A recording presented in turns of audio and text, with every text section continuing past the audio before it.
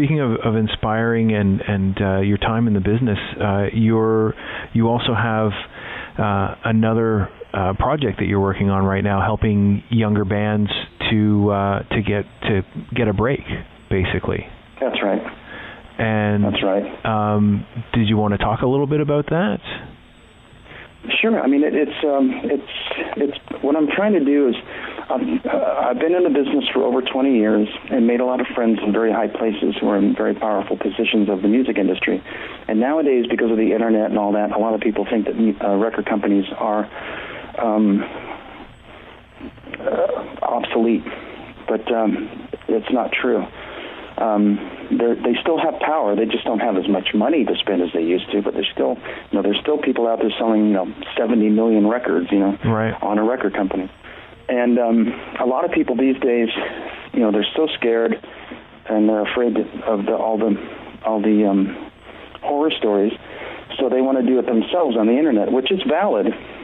But the only thing is they still have to be able to attract people to sell records.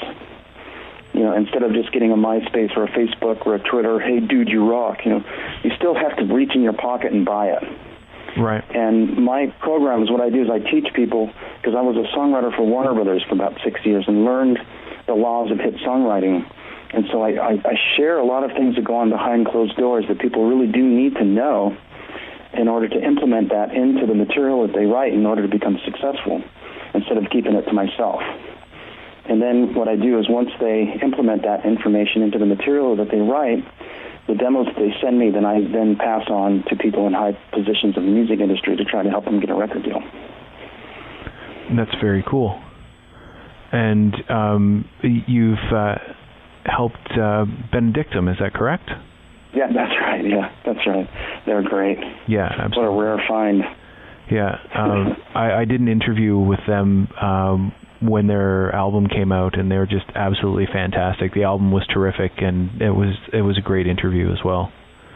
Super nice people. Yeah, they're a great bunch of people. And Jeff Tolson, he's such a good producer, but he's also a great songwriter, and he's so talented, that guy. He plays guitar, bass, keyboards, and sings. Very well-rounded fella, for sure. Yeah, that's right. And if people are interested in finding out more about it's Destiny Bridge, is that what it's called? That's right. It just goes under my name, www.craiggoldy.com, and then that pops up. And now you'd also mentioned that you worked in Warner Brothers as a songwriter for 6 years. Now, was this in the time when you were out of DIO? What I did is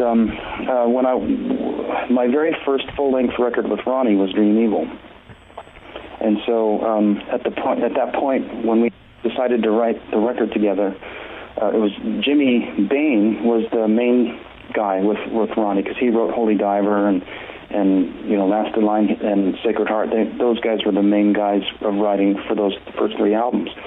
So he wanted to give Jimmy a chance first. So I stored up all these ideas. And then when Jimmy decided he didn't want to do it anymore that way, Ronnie said, okay, you're on. So I had like 137 ideas. So I became like a main writer for that album, which then Warner Brothers decided, wow, he co-wrote 8 out of 9 songs. We should probably sign him as a songwriter. And then at that point, that's when I started writing songs for other people like David Lee Roth and stuff like that, and movie projects and stuff. And that's when I learned.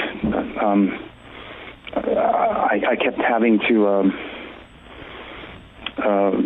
What I did is I studied hit songs that were hit songs for more than 10 years, from bands that have sold millions of records from 10 to 20 years, consistently surviving all sounds, new sounds, fads, and even the internet.